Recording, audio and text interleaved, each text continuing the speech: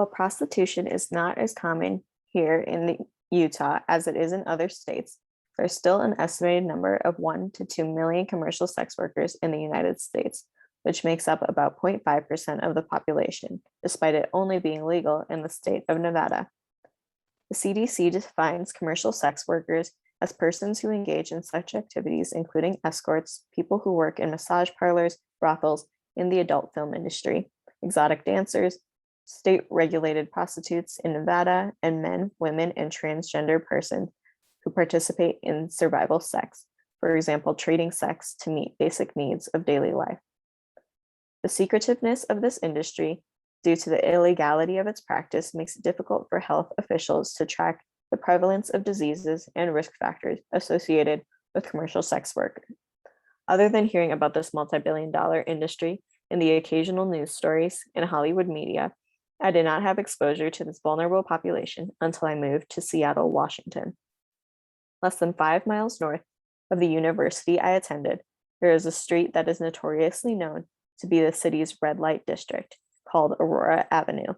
Students like me were advised to avoid this area whenever possible. The overall evasion of this area further explains why health injustices related to prostitution are often left unaddressed. Red light districts are often perceived as dangerous areas, and the stigma of criminality carries to the workers themselves. While wariness of red light districts may be warranted in some cases, in order to address the extensive health risks behind the prostitution industry, we have to understand the factors that lead people into commercial sex work and keep people from leaving this work. In my preliminary research, I was not able to find an estimated number of workers in Utah or specific areas that were known red light districts. Statistics regarding the demographic of sex workers are unclear due to it being a largely private and illegal industry. It is estimated that about 80% of sex workers are cisgender women, with a third of them identifying as Black. Racial demographics depend on the location, but the majority of sex workers are people of color. Income for commercial sex workers greatly varies in the United States, depending on the location, service, and individuals, such as the workers and the procurers, who are also known as pimps. People choose to work in the commercial sex industry for a variety of reasons, from personal empowerment to the necessity to find work with flexible hours. There are a variety of factors that contribute to the vulnerability of commercial sex workers. Many are victims of abuse, experience homelessness, and have low socioeconomic status before turning to prostitution. So, if there is any question about the morality surrounding commercial sex work, we should be asking why no actions are taking place to provide people with safe and secure jobs before they feel the need to join this industry. While these circumstances could be viewed as individualized and situational, many of the victims are people of color. The structural racism faced by people of color makes it difficult for these groups to find other work to provide for themselves and their families. Women are often at a greater risk to engage in sex work as a means to provide financially for their children due to lack of access to contraception. As a result, women must find flexible jobs that will allow them to make ends meet while still being able to care for their children.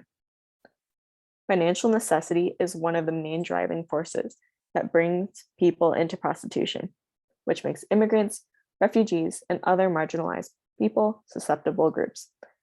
This industry requires little education or skill and therefore makes it a viable option for those who are having difficulty finding other well-paying jobs. Among female sex workers, sexual minorities are at an even higher disadvantage when it comes to health because they are at a higher risk for HIV, sexual abuse and violence, and substance abuse and dependence than their heterosexual counterparts. In addition to the obvious risk of sexually transmitted diseases, the workers are also at a risk for mental health illnesses. Due to the violence and trauma that can often be experienced in the industry from customers and procurers, these studies find that sex workers have higher rates of PTSD, anxiety, and depression by at least 10% more than the general population. However, mental illnesses are often left untreated among sex workers since there can often be medical mistrust associated due to stigma, lack of medical insurance, and fear of discrimination. Mental illness left unaddressed can lead to further risk behaviors. Anti-sex work campaigns can also be damaging to mental health and self-esteem of those who engage in this work for their livelihood.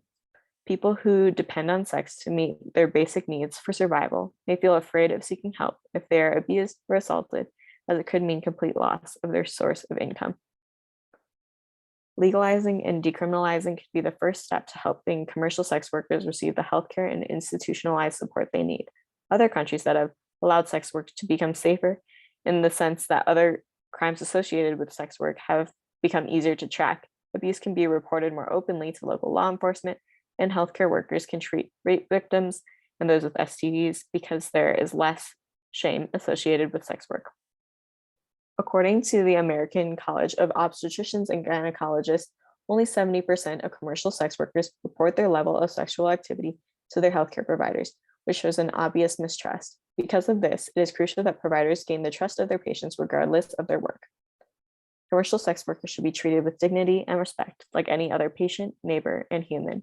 In order to protect and help this vulnerable population, healthcare providers, community members, and students like us need to be advocates, educators, and informed individuals about how public policies affect marginalized groups.